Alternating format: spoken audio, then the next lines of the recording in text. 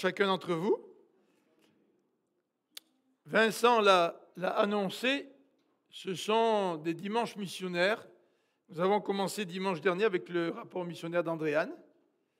Et aujourd'hui, c'est notre deuxième dimanche missionnaire. Nous n'aurons pas de missionnaire invité, mais nous avons choisi de regarder ensemble avec vous ce matin un texte qui est aussi un texte missionnaire.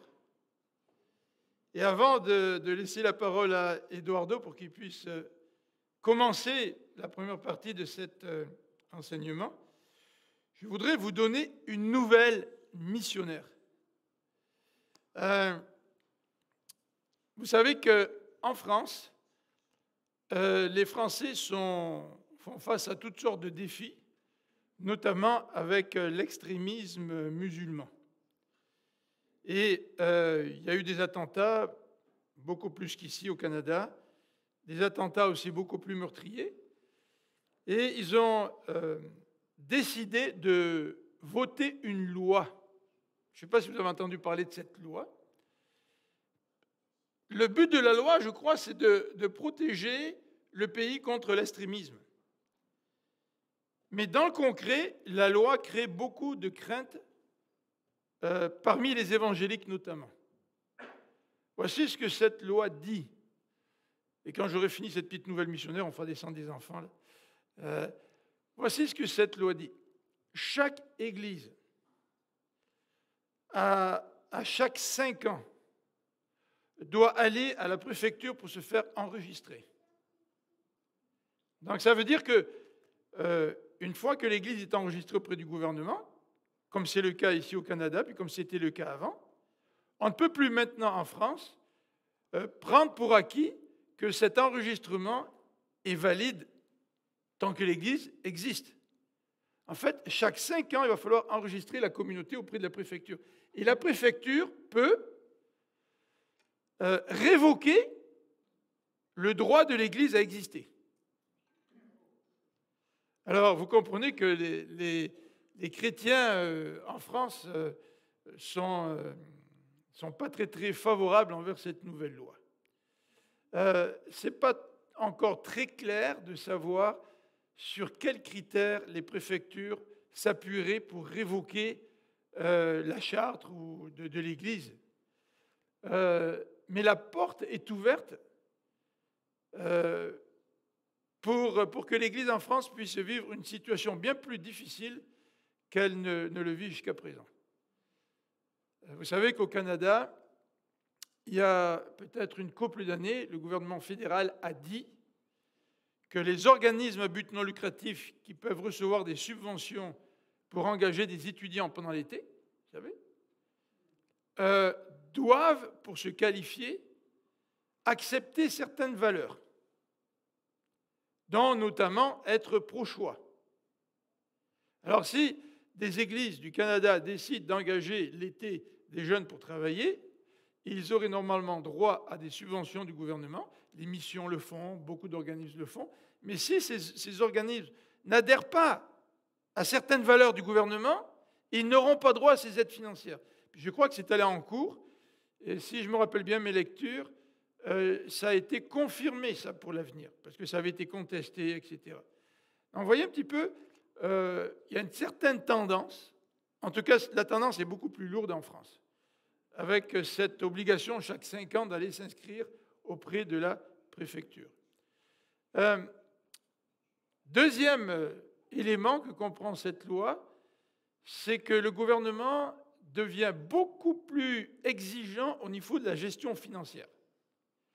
C'est-à-dire qu'auparavant, les églises devaient gérer leur argent correctement, comme au Canada. Ici, au Canada, nous sommes un organisme à but non lucratif, nous devons gérer nos finances. Ce sont les membres qui acceptent un budget. Le leadership de l'Église doit donner des comptes rendus devant les membres. Et nos états financiers sont publics. Vous pouvez aller sur Internet et voir les états financiers. D'accord ? Mais le gouvernement va beaucoup plus loin. Le gouvernement français veut même contrôler les dons qui viendraient de l'extérieur. Pourquoi ? Parce que l'islam radical avait l'habitude de financer certains mouvements, ou même la construction de certaines mosquées en France, etc. Donc là, le gouvernement veut veut contrer cela, en quelque sorte, en établissant une procédure qui va faire en sorte que les églises vont être beaucoup plus accablées par un travail administratif.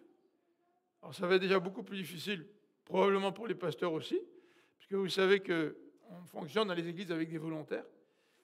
Et il se pourrait que le gouvernement décide que tel don qui vient de tel pays n'est pas acceptable, que l'Église ne peut pas recevoir ces dons-là. Puis vous savez qu'il y a beaucoup d'églises en France et d'organismes missionnaires qui reçoivent des dons de l'étranger, parce qu'en France, c'est un petit peu comme ici, il y a environ 1% de chrétiens. Donc ça peut avoir des incidences aussi au niveau financier. Donc, là, je vous fais un petit résumé de mémoire, mais pensons à l'Église chrétienne en France. Et prions pour que cette loi qui devient une porte ouverte à une plus grande pression gouvernementale sur les églises, prions que quelque chose se passe, ou que du moins elle ne soit pas appliquée avec rigueur, mais que si elle est appliquée, qu'elle le soit avec sagesse. Et prions pour que les églises aussi rendent un bon témoignage. Vous savez, quand les églises font un travail communautaire, elles sont bien perçues dans la communauté. Mais vous savez qu'il y a aussi plusieurs valeurs qui sont véhiculées par la société, avec lesquelles nous ne sommes pas d'accord. Par exemple, la question des genres, la question de pro-vie, pro-choix. Et à un moment donné, si le gouvernement décide que les organismes à but non lucratif ou les églises doivent adhérer à ces valeurs-là pour recevoir, pour avoir le renouvellement de leur permis là, pendant 5 ans, ça risque de provoquer certains problèmes. Donc, pensons à nos frères et sœurs, nos petits cousins, et prions aussi pour eux. Alors voilà, c'est un petit peu la petite capsule missionnaire. J'aime ça, les capsules, je ne sais pas pourquoi, mais ça me fait plaisir maintenant de laisser la parole à Eduardo qui va nous présenter donc le début de cette prédication. Et les enfants, pendant ce temps-là, peuvent descendre. Alors les enfants, si vous voulez descendre, je ne sais pas qui est responsable en bas, mais vous pouvez descendre. As-tu un micro? Oui, tu as un micro. Il faut que je me mette devant toi, Benoît.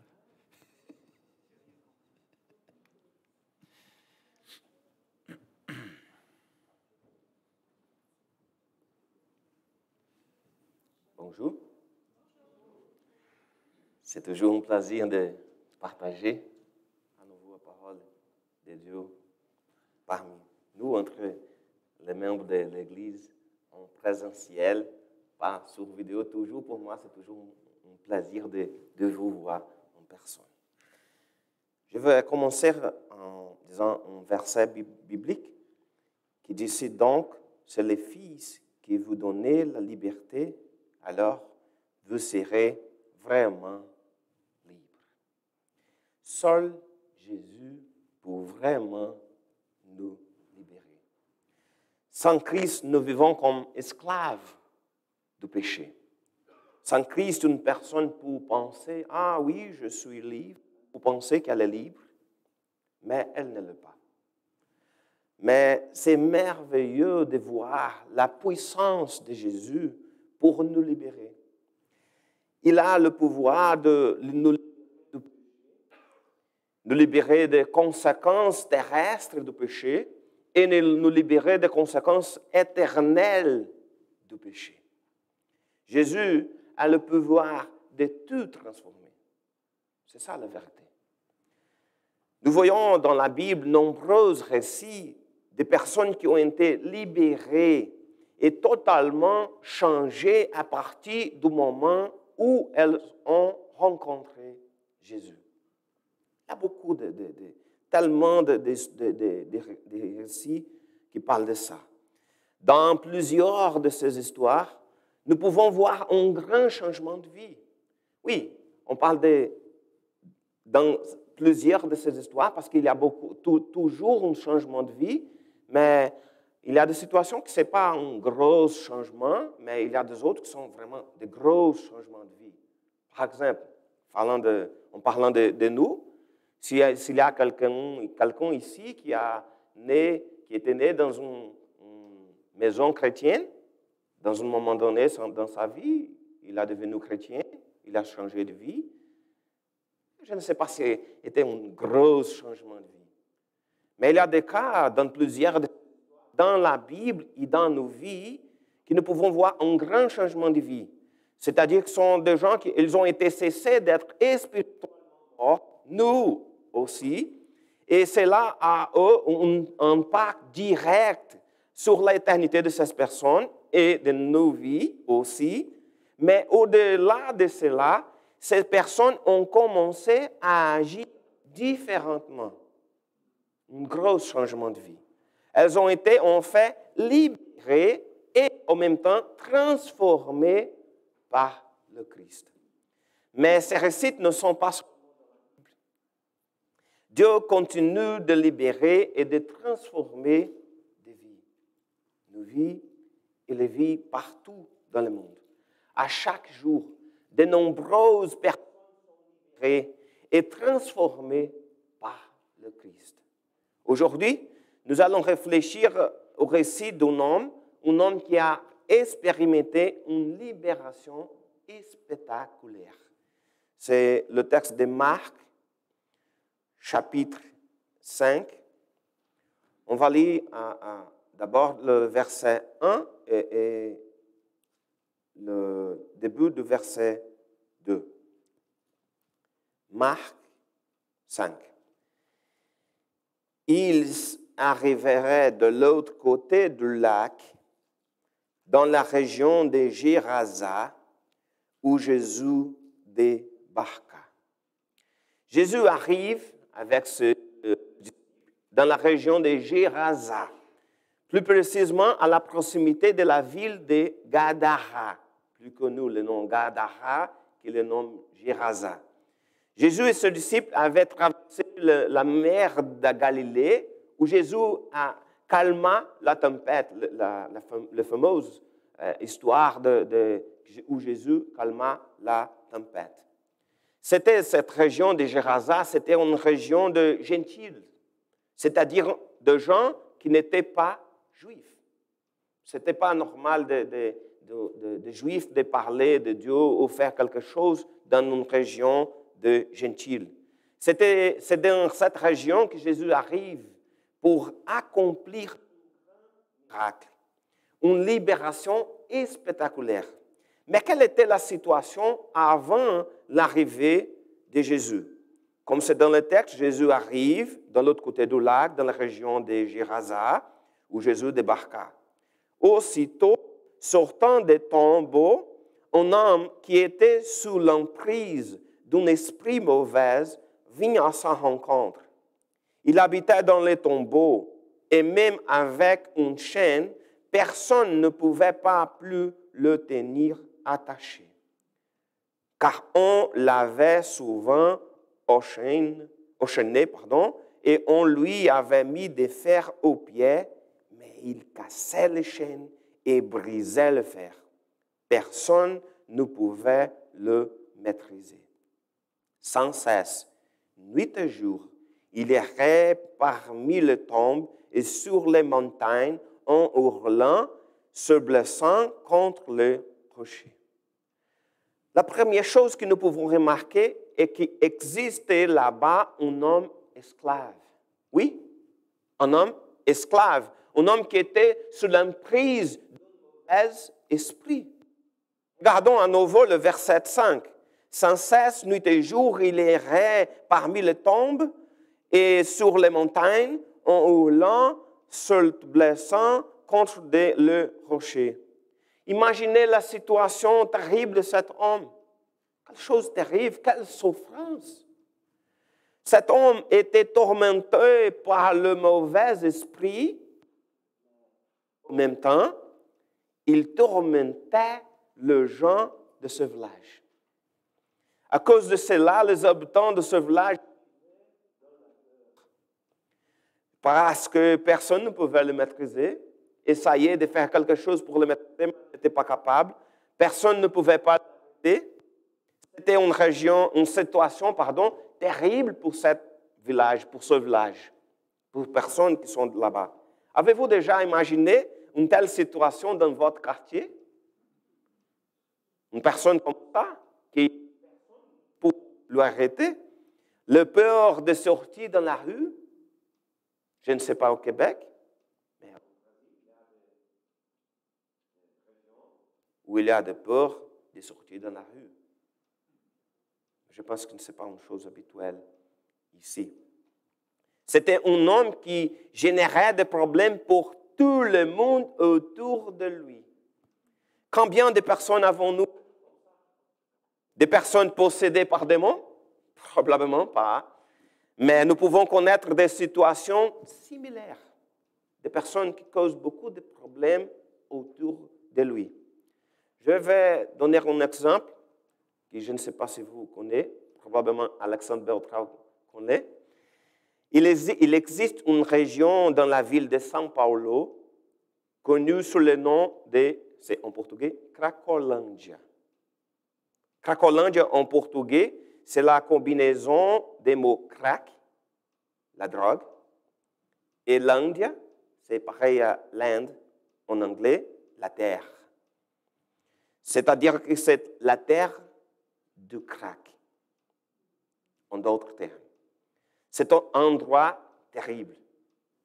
Il y a beaucoup de gens qui vivent là-bas, qui consomment du crack, gens sans abri, dormant par terre. C'est vraiment terrible, horrible. C'est le genre de problème qui semble sans fin. Oui, regarde, oui, qu'est-ce qu'on peut faire avec ça? C'est impossible d'arrêter la situation qui soit là-bas. Les policiers ne peuvent faire rien, le gouvernement lui-même, tout comme la situation de cet homme, ici, dans la Bible. Les gens avaient tout essayé pour résoudre la situation, mais rien n'avait fonctionné. Un problème qui semble sans fin, mais Dieu a le pouvoir d'échanger cette réalité au Brésil, de même, comme il a le pouvoir d'échanger la vie de cet homme qui ont lu dans cette récit. Dans la Cracolândia, les baptistes brésiliens ont créé un projet qui s'appelle Cristolândia. En portugais, l'idée, c'est la combinaison des mots Christ et Lândia, c'est comme la terre en anglais. Donc, l'idée, c'est de transformer la terre du crack en la terre de Christ. J'ai besoin de changer le microphone.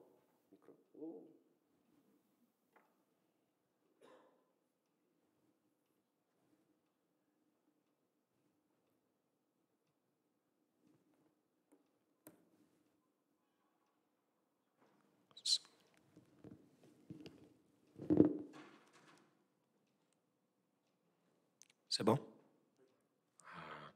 Maintenant, c'est meilleur. Donc, l'idée, c'est de transformer la terre de crack en terre de Christ. Et à travers ce projet, des milliers de personnes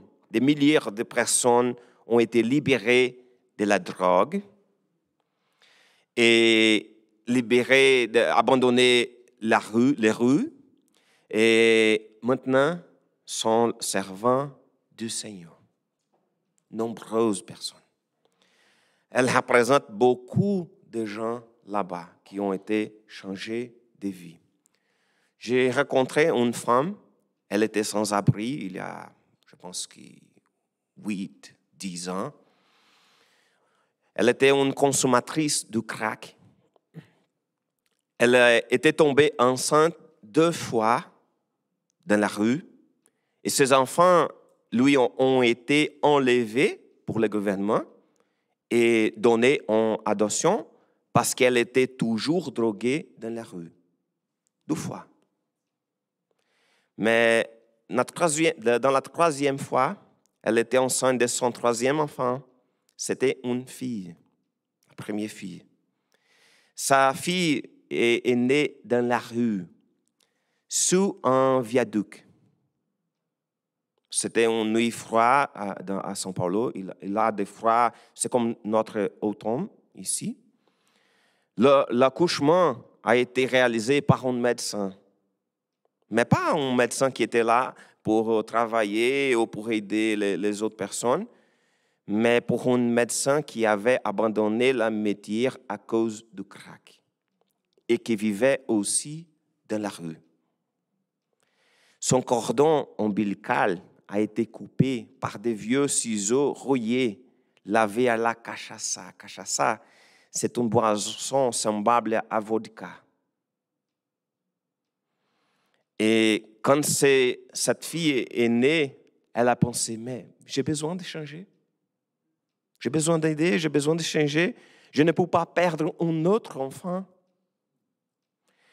Elle a demandé de l'aide à Christolandia. Bref, sa vie a changé. Maintenant, elle ne consomme pas de drogue.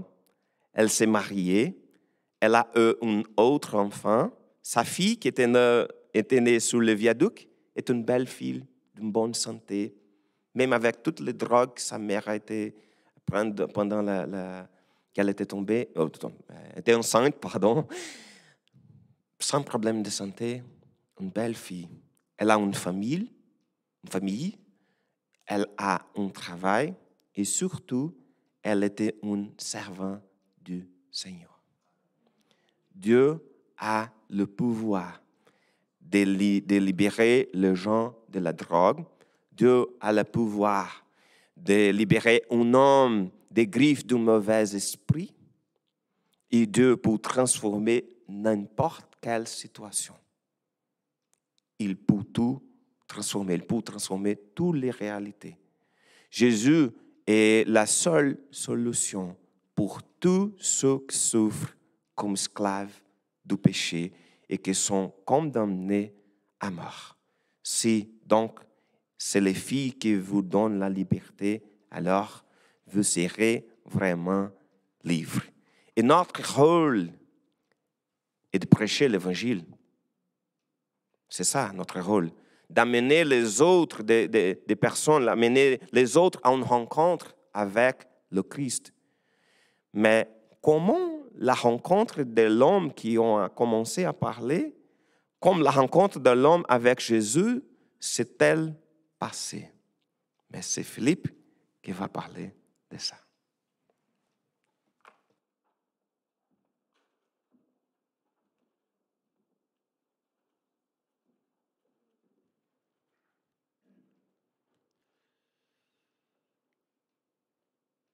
Versets 6 à 13. D'aussi loin qu'il vit Jésus, il accourut, se prosterna devant lui et lui cria de toutes ses forces, « Que me veux-tu, Jésus, fils du Dieu très haut? Je t'en conjure, au nom de Dieu, ne me tourmente pas. » Car Jésus lui disait, « Esprit mauvais, sors de cet homme. » Jésus lui demanda, « Quel est ton nom? » « Je m'appelle Légion, lui dit-il, car nous sommes une multitude. » Il pria instamment Jésus de ne pas les renvoyer du pays. Or, il y avait par là sur la montagne un grand troupeau de porcs en train de paître. Les esprits mauvais supplièrent Jésus, « Envoie-nous dans ces porcs pour que nous entrions en eux. » Jésus le leur permit. Ils sortirent donc de l'homme et entrèrent dans les porcs. Aussitôt, le troupeau, qui comptait environ 2000 bêtes, s'élança du haut de la pente et se précipita dans le lac, où elles se noyèrent. Alors, cette rencontre de l'homme avec Jésus est assez particulière. Toutes les rencontres ne se passent pas de cette manière-là. Nous voyons que cet homme était tourmenté par des mauvais esprits, et ces mauvais esprits s'identifient comme étant légion. Une légion, ça comporte des centaines d'hommes, si ce n'est pas des milliers, dans l'armée romaine. Donc cet homme était vraiment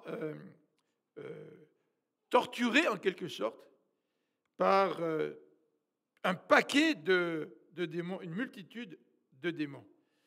Et dans ce passage, ce que nous pouvons remarquer, c'est que les démons, ils connaissent Jésus. Le texte de Jacques nous le rappelle. Satan, il connaît le Seigneur, puis il tremble. Hein. Il croit que Jésus existe, mais il ne veut pas se soumettre à lui, il ne veut pas lui faire confiance, mais il croit que Jésus existe. Et il en est de même ici pour les démons. D'ailleurs, au verset 6, le texte nous dit que les démons parlent en disant « Que me veux-tu, Jésus, fils du Dieu très haut ?» En fait, ils parlent au travers de cet homme-là. Donc tout de suite, ils identifient Jésus comme étant le fils du Dieu très haut. Il n'y a aucun problème, aucun conflit dans cette rencontre, dans cette identification. Et tout de suite, les démons reconnaissent la toute-puissance de Jésus. Et ils disent, au travers de cet homme, « Ne nous tourmente pas, ne me tourmente pas. » Ils savent que Jésus est beaucoup plus puissant qu'eux. Et c'est intéressant de se rappeler, quand on parle de cette libération spectaculaire, que le Seigneur, il a toute l'autorité, il a toute la puissance. Et si nous doutons de la puissance de Dieu, les démons, eux, ne doutent pas. Ils en sont extrêmement convaincus. Et d'ailleurs, dans ce passage, les démons, en quelque sorte, ont peur et ils supplient Jésus de les envoyer dans un troupeau de porcs. Alors c'est assez intéressant de voir un petit peu le contexte.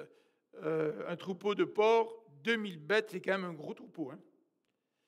Et probablement que les mauvais esprits se disaient, le Seigneur est tout puissant, il va intervenir, il va libérer cet homme.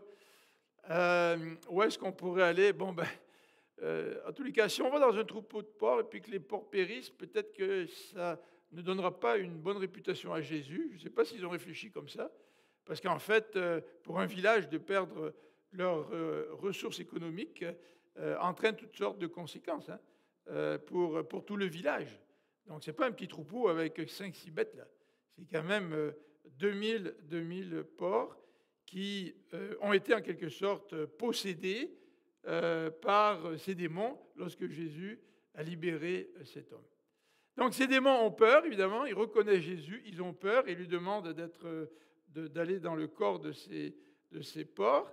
Et le texte nous permet de voir que Jésus manifeste sa puissance et son autorité. En fait, chaque fois que Jésus libère quelqu'un, même nous, quand nous avons été libérés de l'emprise du péché, lorsque nous avons été sauvés, c'est parce que le Seigneur a exercé son autorité et sa puissance. Nous ne devons pas croire que parce que nous étions élevés dans une famille chrétienne, certains d'entre nous, quand nous avons rencontré Jésus, c'était peut-être une petite conversion, c'était de la petite bière pour Jésus.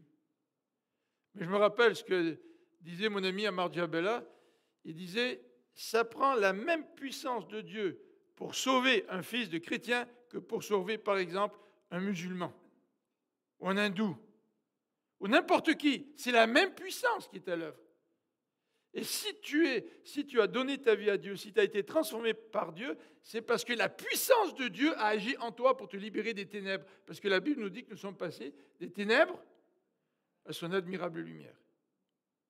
Nous avons été l'objet d'une libération qui est aussi spectaculaire, même si elle ne s'est pas passée de la même manière que pour cet homme-là. Troisième élément que nous aimerions regarder, avant de laisser la place à Eduardo, c'est la réaction de ces gens au verset 14 à 17. Verset 14. Les gardiens s'enfuirent. J'imagine, si j'avais été gardien, comment j'aurais réagi? J'aurais probablement été effrayé de voir la tournure de ces éléments-là, de ces événements-là. Les gardiens s'enfuirent et allèrent raconter l'histoire dans la ville et dans les fermes. Pourquoi ils sont allés raconter l'histoire dans la ville et dans les fermes? Parce que probablement les gardiens étaient engagés pour garder le troupeau et que les habitants de la ville mettaient toutes leurs bêtes ensemble et les confiaient donc à des gardiens. Ils sont allés voir donc les propriétaires de ces bêtes pour leur dire ce qui s'est passé. Écoute, les 15 porcs que tu avais dans le troupeau, les 20 porcs que tu avais dans le troupeau, les 30 porcs que tu avais dans le troupeau, il y a quelque chose qui s'est passé. Imaginez-vous si moi j'avais été propriétaire de ces bêtes-là, puis les gardiens viennent me raconter ça. Je ne l'aurais pas cru. Qu'est-ce qui s'est passé, voyons donc. On n'a jamais expérimenté ce genre de choses-là. Donc les gardiens s'enfurent et allèrent raconter l'histoire dans la ville et dans les fermes. Les gens vinrent donc voir ce qui s'était passé. Ben, bien sûr qu'ils avaient du mal à croire ce qui s'est passé, donc ils viennent sur place. Ils viennent voir de leurs yeux, ils veulent se rendre compte de la réalité du récit qui leur a été fait. Arrivés auprès de Jésus, ils virent l'homme qui avait été sous l'emprise de cette légion de démons, assis là, habillé, tout à fait saint d'esprit. Alors, la crainte s'empara d'eux. Vous voyez que Marc n'est pas intéressé à la réaction, à décrire la réaction des propriétaires de ces bêtes. Nous, on aurait pu écrire beaucoup de choses sur les émotions des gens, la colère des gens, la réaction des gens, mais ce n'est pas l'intention de Marc. Marc, il veut mettre l'accent sur l'autorité, la puissance de Jésus qui libère un homme, pour nous montrer que Jésus est encore aujourd'hui celui qui peut libérer. Donc, verset 16, ceux qui avaient assisté à la scène leur racontèrent ce qui était arrivé à cet homme et au porc. Et les gens se mirent à supplier Jésus de quitter leur territoire.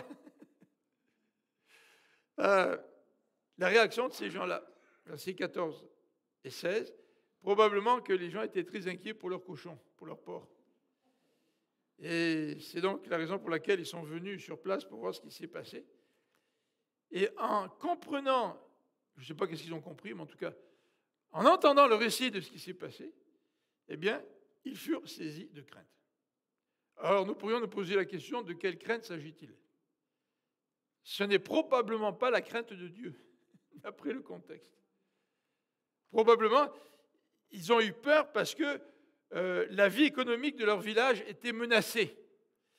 Et c'est vrai que lorsque quelqu'un devient chrétien, lorsque quelqu'un est l'objet de la transformation de Dieu, de la puissance de Dieu, les gens autour souvent ont peur. Parce que ça les dérange. Ça les dérange dans leurs habitudes. Ça vient déranger l'ordre social. Je ne sais pas, Rita, est-ce que vous êtes converti? Probablement qu'à cette époque-là, il y a à peu près une quarantaine d'années, c'est ça? Peut-être un peu plus, presque 50. La société au Québec réagissait fortement contre les gens qui se convertissaient. Ça les dérangeait. La puissance de Dieu dérange. Soit elle transforme quelqu'un de façon spectaculaire, c'est ça, de passer de la mort à la vie, ou soit elle dérange ceux qui en sont les témoins. Et les gens de ce village étaient donc saisis de crainte face à tout cela, mais probablement davantage parce que ça les a dérangés que par crainte du Seigneur. Et le verset 17 nous dit que les gens ont demandé à Jésus de quitter leur territoire. Alors nous pouvons nous poser la question, mais Jésus, pourquoi t'as permis à ces démons d'aller dans le corps de ces porcs? Finalement, Jésus, t'as pas été assez malin. T'as pas prévu que les habitants du village allaient réagir, puis auraient été mécontents, puis t'aurais demandé de partir, ils ne veulent plus te voir, après ce que tu as fait. Ouais, bien sûr, t'as changé la vie de cet homme, bien sûr, ça bouleverse la vie du village. Édouard nous a parlé de la réaction des gens dans le village, probablement la peur face à cet homme, ils n'arrivaient pas à le contrôler, tu sais. Et quand tu ne contrôles pas un problème, et quand tu ne comprends pas ce qui se passe, eh bien, tu vis dans la crainte, n'est-ce pas? Mais malgré ça, ils ont demandé à Jésus de partir. Mais Jésus, pourquoi? Pourquoi tu as fait ça? Tu n'aurais pas pu permettre aux démons d'aller ailleurs, afin que les gens soient tellement frappés par le changement dans la vie de cet homme qui te demande de rester, puis qui te pose des questions. Ouais, mais Jésus pourrait répondre en disant, mais de toute manière, ouais, c'est vrai. C'est vrai, peut-être que j'aurais dû faire différemment. Mais Jésus avait un autre plan. Et c'est ce que Eduardo va nous parler, en rapport avec la nouvelle vie et la mission de cet homme.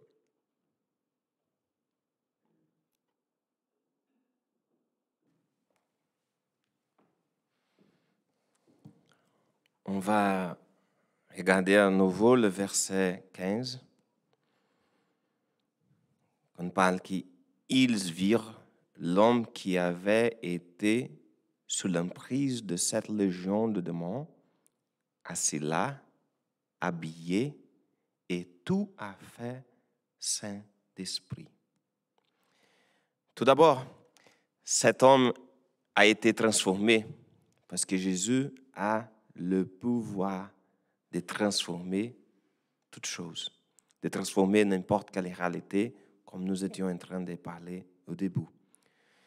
Un homme qui causait toujours de désordre, qui faisait peur, qui se coupait avec des pierres, qui vivait près des tombes.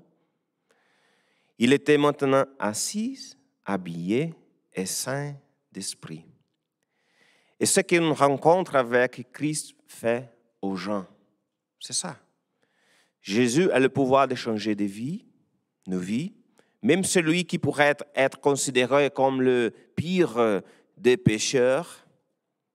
Mais nous savons que pécheur, c'est pécheur, il n'y a pas une différenciation. Mais pour nous, pour les hommes, oui, il y a le pire des pécheurs. Et ils sont pécheurs, mais ce n'est pas un pire.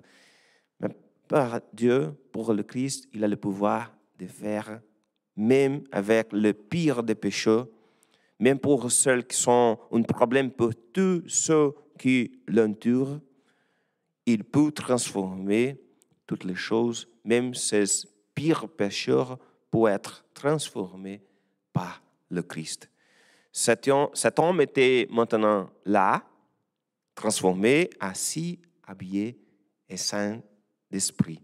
Et si nous voulons changer la réalité qui nous entoure, changer la réalité du monde entier, nous devons parler du Christ. Nous devons amener les gens à rencontrer le Christ. Mais il y a encore un autre changement que la rencontre avec le Christ a provoqué dans la vie de cet homme. Regardons le verset 18.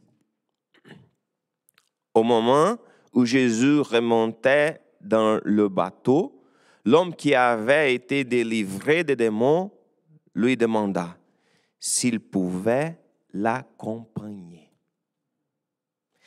Cet homme, après avoir été libéré et transformé par le Christ, il a voulu suivre Jésus. Il voulait être aux côtés du Maître. C'était la réaction naturelle du nouvel être. Chacun de nous a passé pour ça. Si vous êtes chrétien, quand vous êtes transformé par Jésus, c'est le désir qui a commencé dans le corps de suivre notre Maître. Ceux qui ont leur vie transformée par Jésus ont toujours voulu suivre Jésus. Nous voulons profiter de la merveilleuse présence de notre Maître. C'est merveilleux. C'est ce qui voulait cet homme. Mais Jésus avait, dans ce moment, dans ce cas, une autre mission pour lui. Versets 19 et 20. Mais Jésus ne lui permit pas. Il lui dit, va, rentrez chez toi, auprès de tiens, et raconte-leur ce que le Seigneur a fait pour toi et quelle compassion il a eu pour toi. Alors, ils sont allés et se mis à proclamer dans la région des 10 villes ce que Jésus avait fait pour lui, au grand étonnement de ceux qui l'écoutaient. Tout d'abord, je veux faire une parenthèse. Nous n'avons pas à choisir entre suivre Jésus et accomplir sa mission. Pour nous, nous n'avons besoin pas de choisir. Au contraire, nous devons suivre Jésus en accomplissant sa mission en même temps. Jésus nous a commandé de faire des disciples partout, des disciples de toutes les nations. Cette mission nous appartient à tous les chrétiens. Ce n'est pas un rôle pour les missionnaires ou pour les pasteurs. C'est un rôle même pour les nouvelles chrétiens. comme cet homme qui avoir une libération spectaculaire. Mais à place de cet homme qui a besoin de choisir entre suivre le maître, être à côté de son maître ou accomplir sa mission, peut-être que certains d'entre nous se seraient questionnés, mais Seigneur, moi, je suis un neveu chrétien. Mais moi, Seigneur, j'ai besoin d'être tranquille à l'église pour apprendre, pour savoir comment sont les choses, pour bien connaître les Écritures. Ah, moi, je ne suis pas prêt. Ce sont les excuses qu'on toujours on donne pour dire que je ne suis pas capable de faire ma mission, de partager l'Évangile. Mais pas cet homme. Il était transformé, il alla et commença à proclamer dans la Décapole tout ce que Jésus lui avait fait. Et tout le monde était étonné. Il n'a pas seulement prêché chez toi, Gadara, Gadara, comme j'ai utilisé le mot Bible, chez lui, comme Jésus lui a dit, rentrez chez toi, mais il a prêché dans toute la région des 10 villes. Seul et sans les ressources dont nous disposons aujourd'hui pour partager l'Évangile, il a témoigné pour le Christ dans 10 villes de sa région. Et comme dit le texte biblique, au grand étonnement de ceux qui l'écoutaient. Philippe.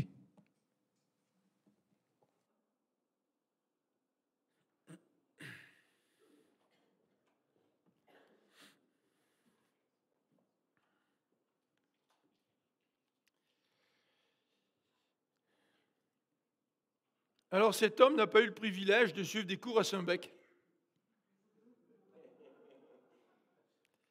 ni à la faculté.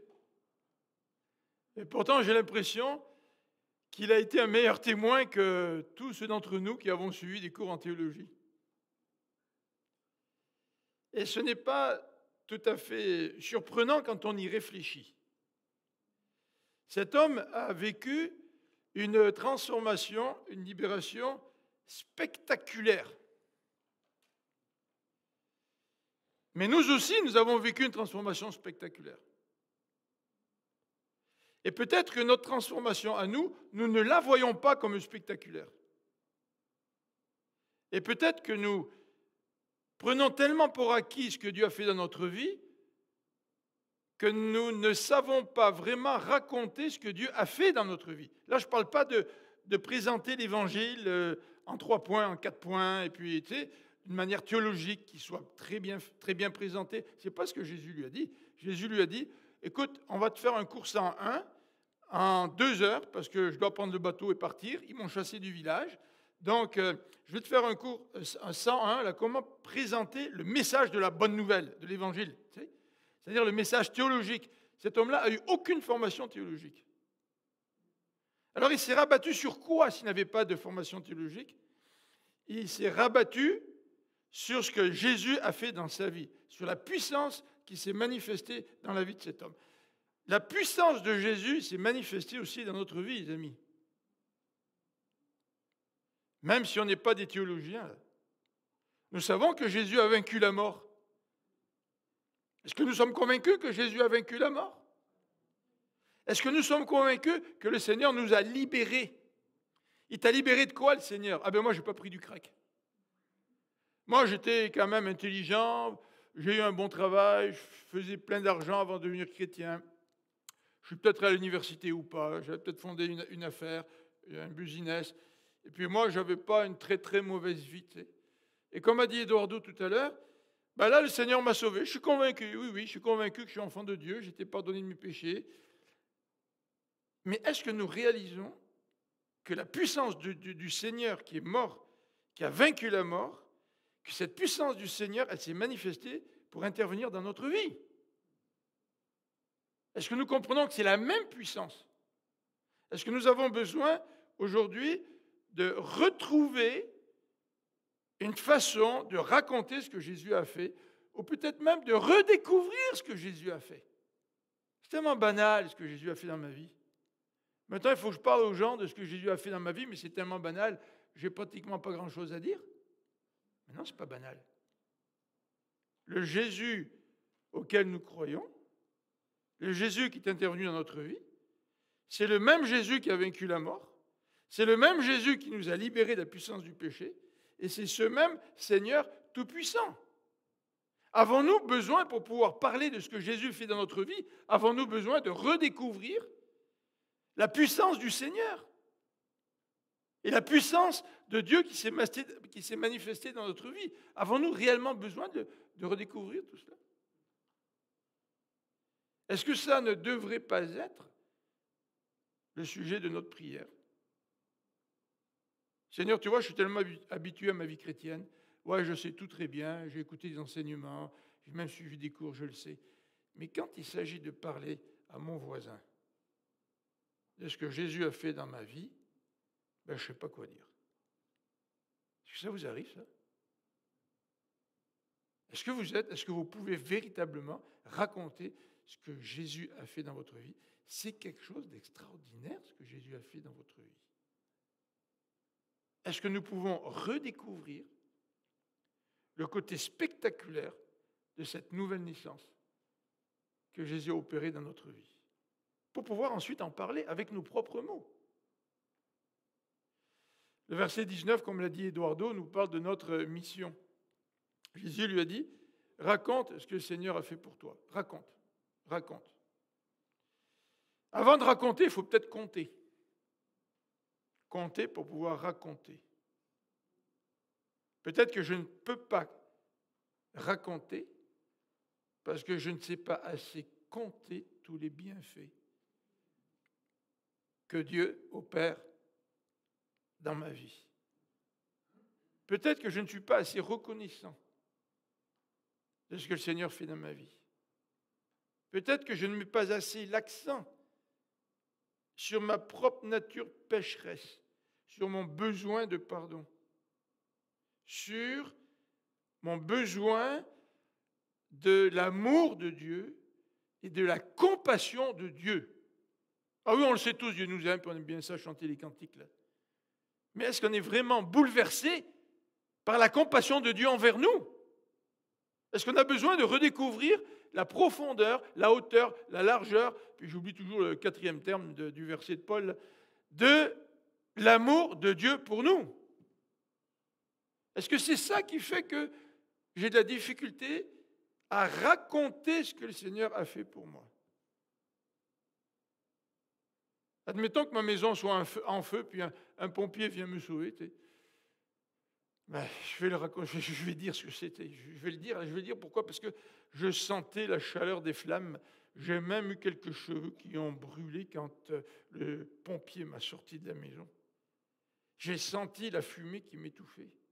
Je sentais peut-être que j'allais perdre connaissance, ou peut-être même que j'ai perdu connaissance, jusqu'au moment où j'ai senti la force des bras de cet homme qui est venu me prendre, qui m'a mis sur son épaule, qui m'a sorti dehors. Là, je l'ai compris. Parce que j'ai failli mourir. Qu'est-ce que tu comprends de ta position, de ta situation avant que le Seigneur te sauve? Qu'est-ce que tu comprends de ça? Et qu'est-ce que tu peux raconter aux autres de ce que le Seigneur a fait pour toi? Il y a des chrétiens qui parlent toujours du salut de Jésus à la croix, de ce que Jésus a fait à la croix. Et parfois, quand on est un peu enseignant, on se dit, oui, il y a d'autres choses enseignées dans la Bible que ça. Mais c'est déjà un signal que la personne, elle est profondément reconnaissante pour ce que le Seigneur a fait dans sa vie, en mourant sur la croix et en ressuscitant.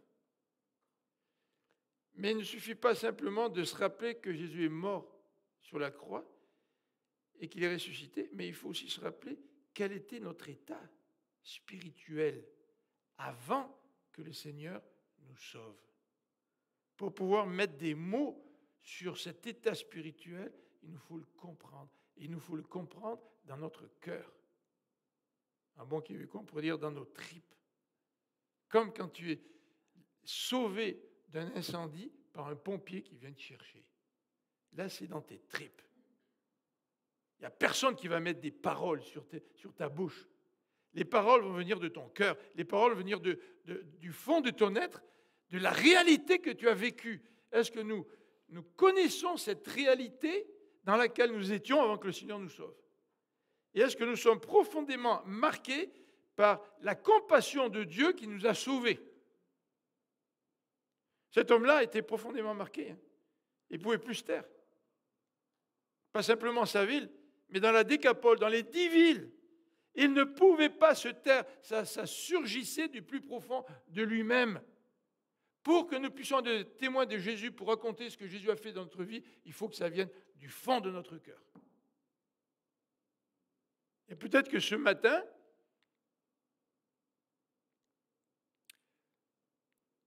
nous confessons, ou le Seigneur nous appelle à confesser, le fait que nous n'avons peut-être pas très bien compris la profondeur du péché et la profondeur de la compassion de Dieu et de l'amour de Dieu. Et c'est peut-être ça qui nous handicape dans notre témoignage. C'est peut-être ça qui nous empêche de dire aux autres qu'est-ce que le Seigneur fait pour nous. Qu'est-ce qu'il fait, le Seigneur, pour toi? Qu'est-ce qu'il a fait, le Seigneur, pour toi? Est-ce qu'en sortant de cette église, si tu rencontrais sur la rue un ami d'enfance, un collègue du travail, qu'est-ce que tu lui dirais? Qu'est-ce que Jésus a fait pour toi? Là, vous pourriez me dire, ouais, mais la présentation de la bonne nouvelle de l'Évangile? Ah ouais, ça c'est beaucoup plus facile. Hein? Je suis un cours à l'église sur l'évangélisation, puis là, je vais expliquer ce que c'est que le péché, qu'on est séparé du Seigneur, puis que le Seigneur est venu, qu'il a donné sa vie, et qu'il a porté mon péché à la croix, et que en me tournant vers lui par la foi, ben, je suis pardonné des péchés. Ah oui, je suis meilleur théologien pour présenter le message de l'Évangile que de dire véritablement ce que Jésus a fait dans ma vie, que d'ouvrir mon cœur et de dire à ceux qui m'entourent, voilà ce que Jésus a fait dans ma vie. Oh, c'est certain que cet homme ici, il n'a pas pu présenter les 4 lois spirituelles quand il a parlé dans la Décapole. Et probablement que lui aussi a compris davantage que c'était le salut quand le Christ est mort et qu'il est ressuscité. Oui, c'est vrai. La présentation de l'Évangile est importante. Oui, c'est vrai. Mais pourquoi dans nos églises sommes-nous de meilleurs théologiens que de meilleurs témoins de ce que Dieu a fait dans notre vie? On va prier ensemble.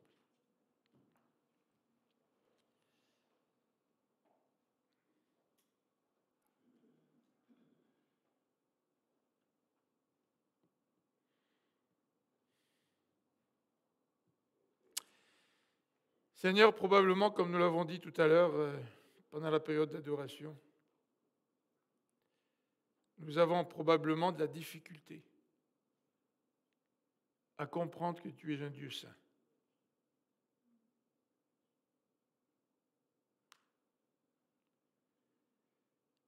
Et parce que nous avons de la difficulté à comprendre que tu es un Dieu saint, nous avons de la difficulté à comprendre notre péché,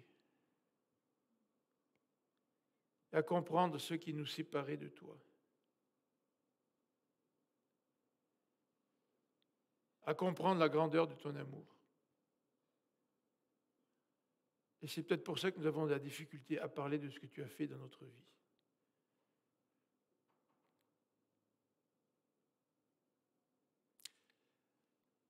Seigneur, nous avons besoin de toi. Nous avons besoin de nous rapprocher de toi pour te connaître davantage, pour mieux comprendre l'immensité de ton amour, pour mieux comprendre cette transformation spectaculaire que tu as aussi effectuée dans notre vie. Seigneur, pardon parce que nous avons tendance à minimiser ton œuvre dans notre propre vie.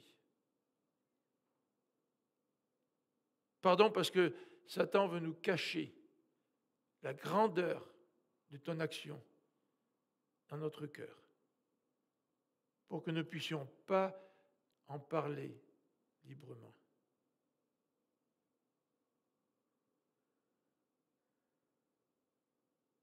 Et ce matin, Seigneur, je veux me rappeler, comme chacun d'entre nous, nous pouvons prendre un moment pour nous rappeler ce changement qui a opéré dans notre vie. Je me rappelle mon désarroi. Je me rappelle ma soif de toi. Je me rappelle cette recherche de toi pendant 3 ans. Je me rappelle toutes ces tentatives de m'approcher de toi et tous ces échecs.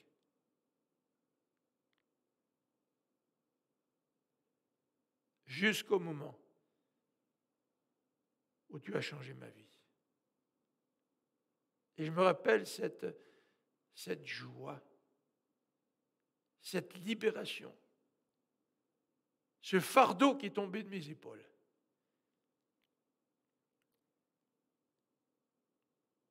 Et peut-être que notre expérience, certainement, à chacun d'entre nous est différente. Mais Seigneur, ce matin, nous voulons nous rappeler ce que tu as fait pour nous. Aide-nous à mieux comprendre la profondeur du changement que tu as opéré dans notre vie.